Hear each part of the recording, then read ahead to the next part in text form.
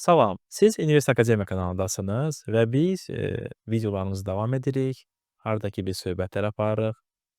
Keçən dəfəki videodan sonra bizə çoxlu rəylər gəldi, mesajlar gəldi və Azər müəllimlə bizim söhbətimizi davam etməyimizi tələb etdilər. Çoxlu suallar var idi.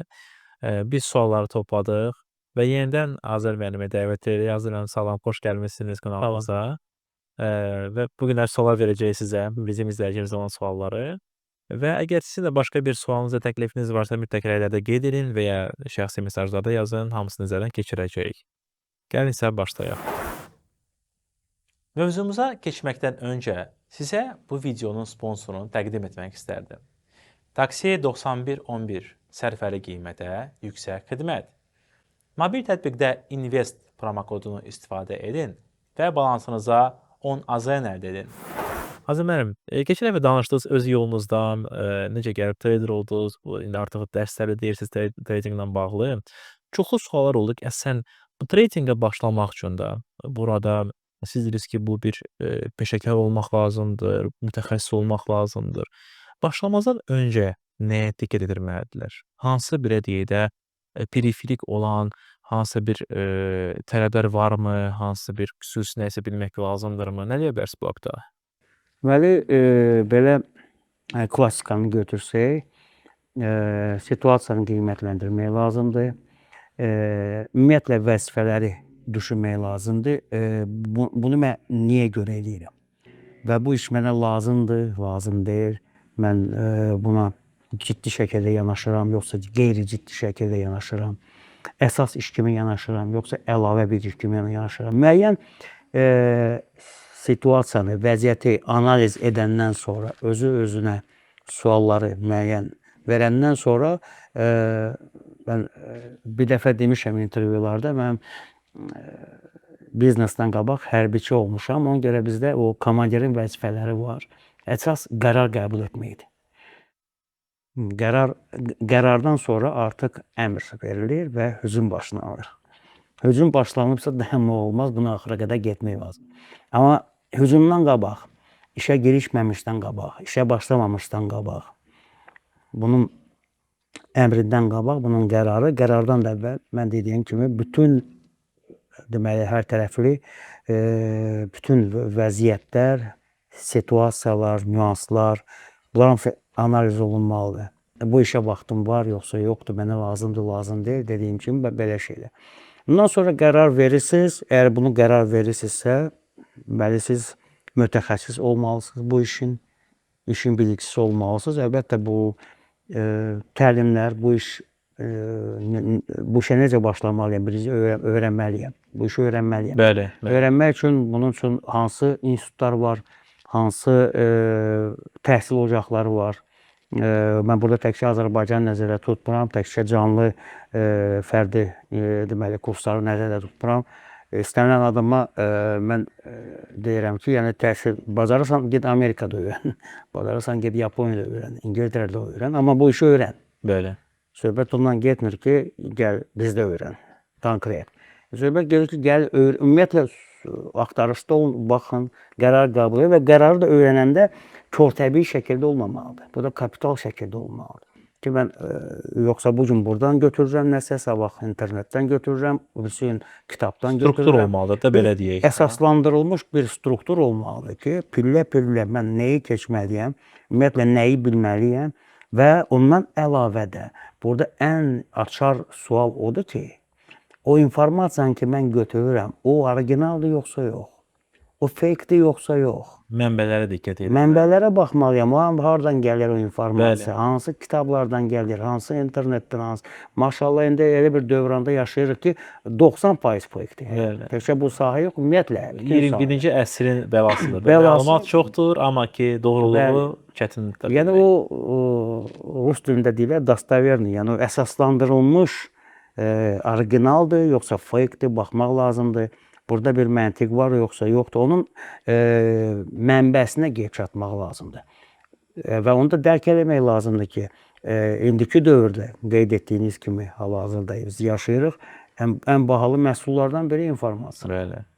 Hələ bəlkə də ən bahalısı oldu. Ən bahalısı elə informasiyadır. İnformasiyadır. Yəni özümüz də görürük. Amerika Birləşmiş Ştatları arası ilə Çin Xalq Respublikası arasında tarif müharibələri gedir. Yəni bu kömrüklə bağlı və s. Nəyə görə gedir? Çin inkişaf edir. Nəyin hesabına? Bu vaxtı ilə 30 il, 40 il bundan qabaq aldığı müəyyən informasiyaların hesabına o hansının ki müəyyən yollarla əldə etmişdir texnologiya. Onun əsasında iqtisadiyyat gücləndi. Bəli.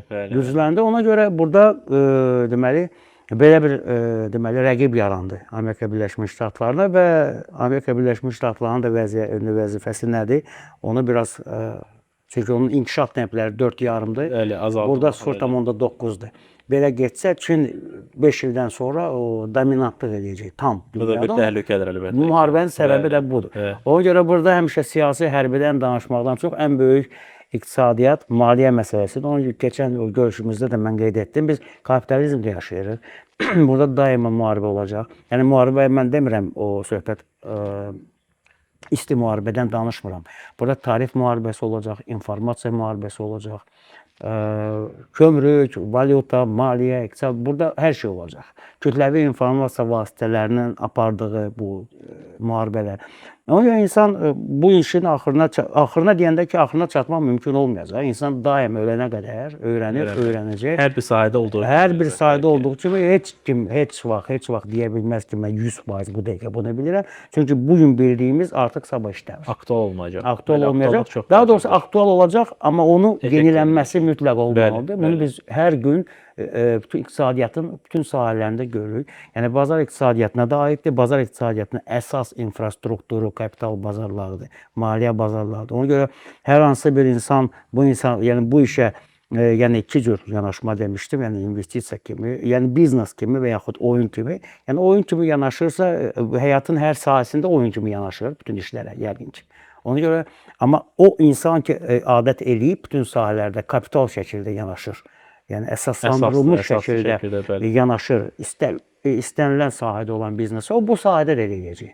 Yəni bunun da bir monsterları var da dünyada belə götürəndə müəyyən deməli biliciləri var. Yəni sirli, konfidensial məlumatlar var. Ona görə söhbət ondan gəlir ki, mən bu gün gəldim, oturdum, depozit açdım. Yəni ki, biz o səhvləri eləmişik vaxtilə. Biz o səhvləri eləyəndə, bizim o səhvləri eləmişik 2000-də, 2003-də, 2004-də. O zaman heç bir informasiya yox idi. Heç internet özü geniş Azərbaycanda yayılmamışdı. Bəli.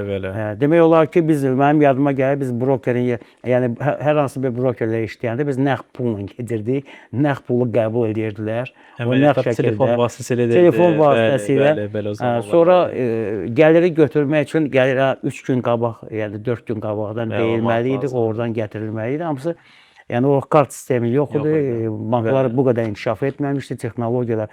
Son 20 ildə, bundan təsəvvür edin ki, bundan sonra 20 ildən olacaq.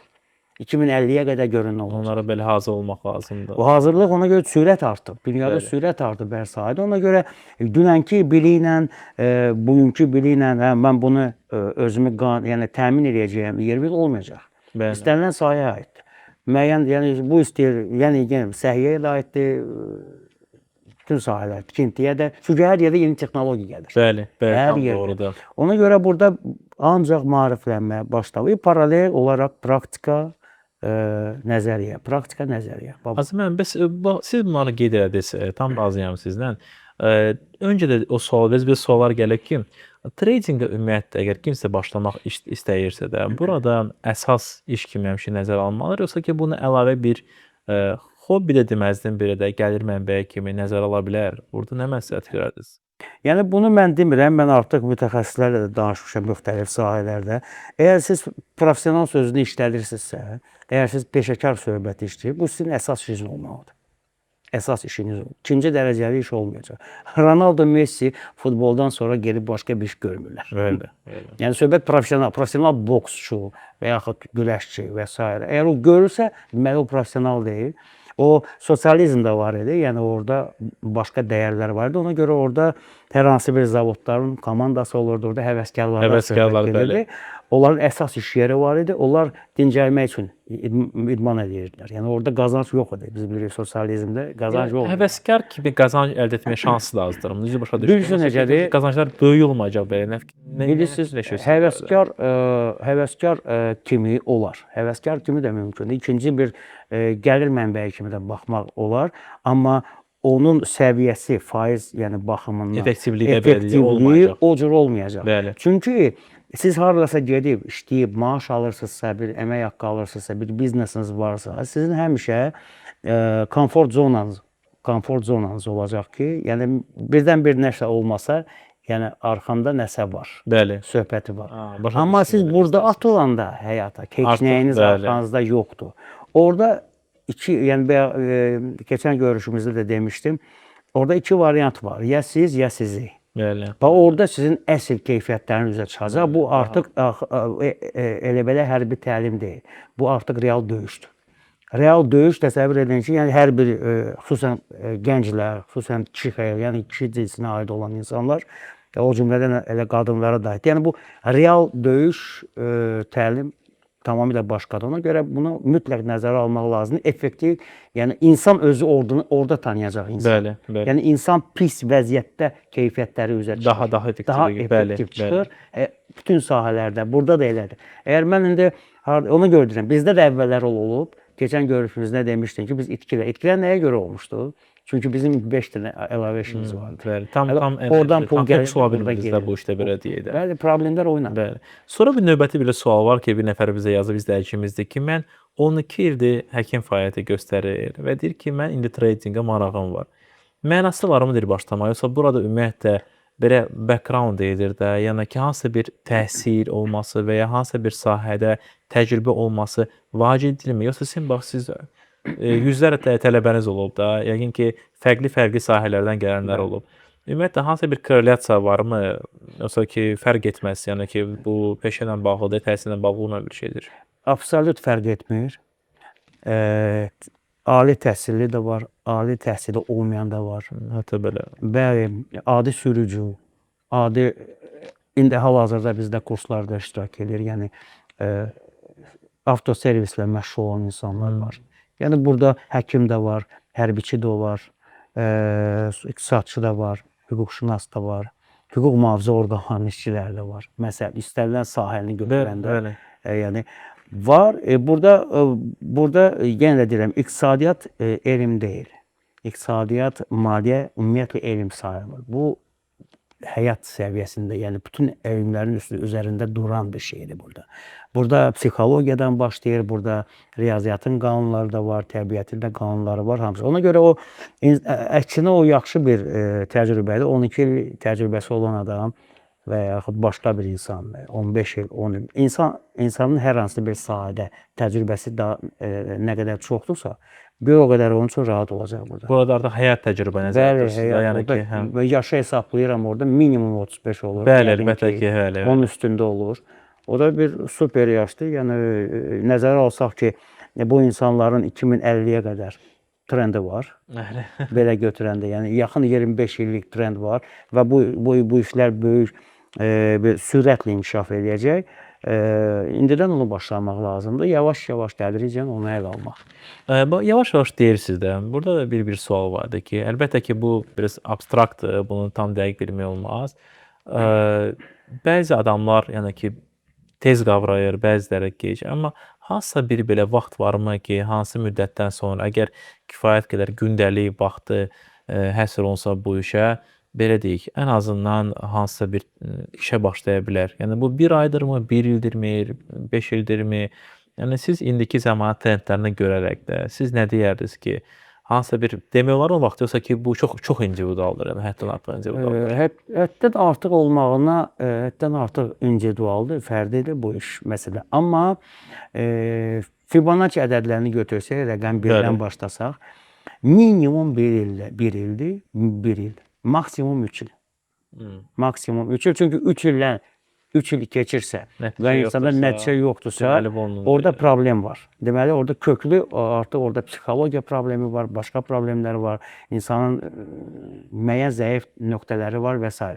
Amma fiziki, əqli, istedad, yəni qəbul etmə, həzm etmə, Bəli. bütün bu proseslər mən 6 ay da ola bilər, amma statistika bunu göstərir ki, minimum 1 Bir il, il olur. maksimum 3 il. Bəli. Bax siz indi psixoloji dediniz də məsələsi. Bəzi insanlar emosional olur, bəziləri psixoloji hazır deyil və başqa faktorlar da ola bilər. Kimlərə ümumiyyətlə məsləhət görməlisiniz ki, bu işlə məşğul olsunlar, heç başlamasınlar ya da yəni bu problemi həll eləmədikcə, həll eləməyə qədər başlamasınlar. Bunu mən bir nümunənin üzərindən gətirmək istəyirəm. O, yəni sadə dildə demək istəyirəm. Heç bir hazırlıqsız bir insan bir problem yarar, döyüşə gedir də. Bəli. Misal üçün, o birisi tərəf hazırlıqlıdır. Psixoloji təzyiq olacaq burada. Bəli, Çünki olacaq. ümumiyyətlə yəni texniki hazırlığı yoxdur, fiziki hazırlığı yoxdur. Amma fiziki, texniki hazırlıq olandan sonra, yəni bunun səviyyəsi, fiziki, texniki hazırlığın səviyyəsi artdıqca psixologiya yerinə düşür. İnsan daha rahat olur, insan daha sakit olur və s. Yəni bu təbiətin qanunları da artıq burada. İnsan nə qədər, ona görə deyək, insan nə qədər güclüdürsə, bir o qədər dobri, necə deyirlər, Mülayimdir. mülayimdir. Belə. Onu özündən çıxartmaq çətindir. Çünki o öz gücünü bilir. Çünki o ayağa qalxsa mı orada heç kim ayaq üstə durmayacaq. Bəli. Ona görə sadə şəkildə oturur orada.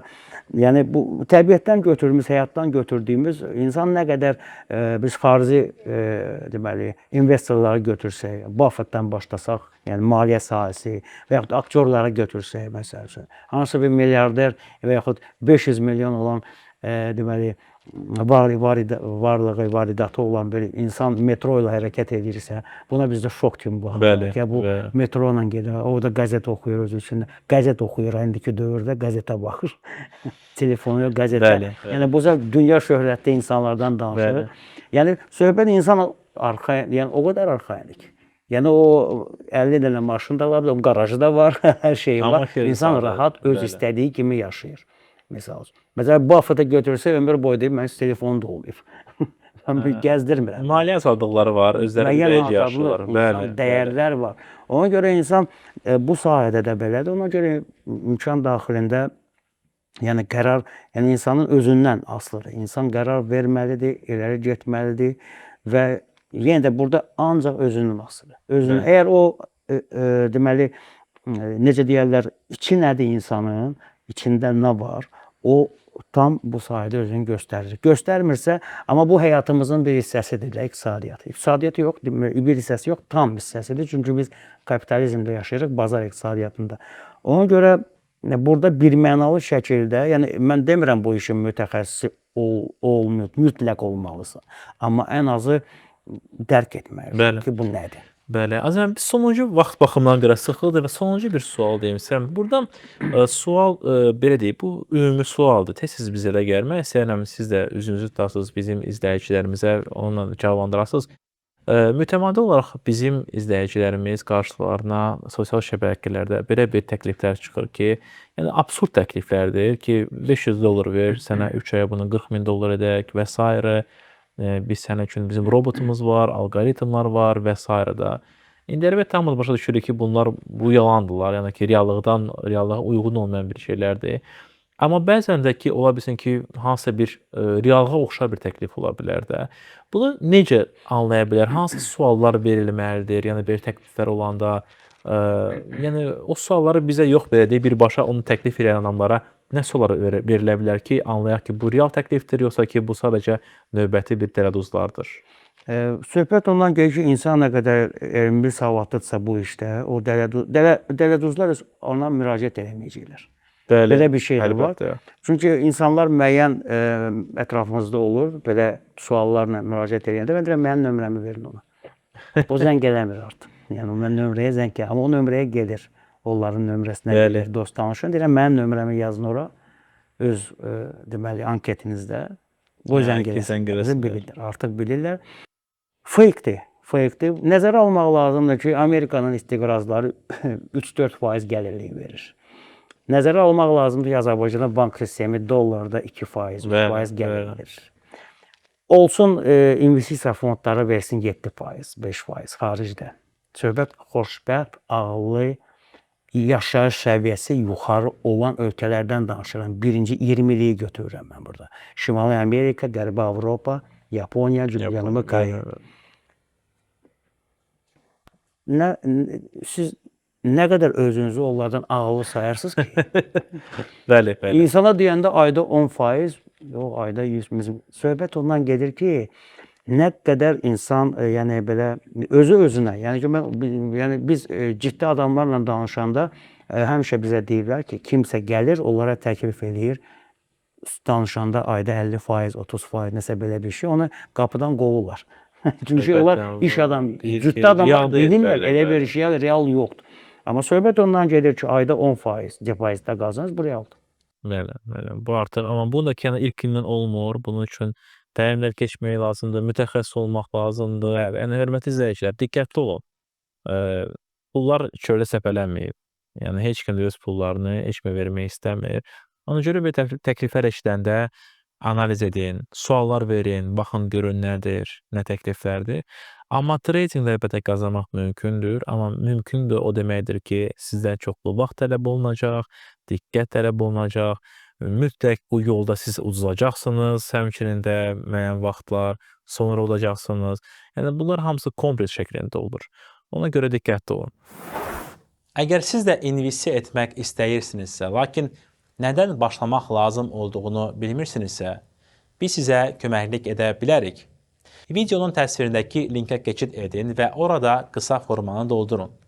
Sizin tələblərinizə əsasən bizim komandamızın müvafiq üzvü sizinlə əlaqə saxlayacaq və investisiya aləmində ilkin addımları atmağa köməklik edəcək sizə.